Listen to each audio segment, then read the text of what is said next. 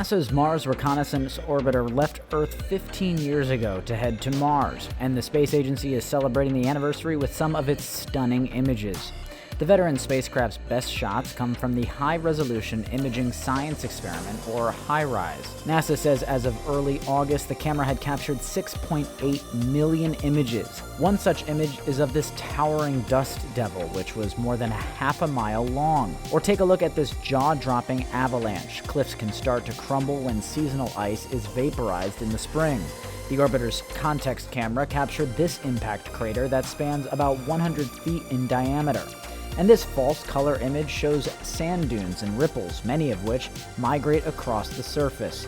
The spacecraft also spotted changing features on Mars, like these dark streaks that appear annually, which are caused by sand sliding down.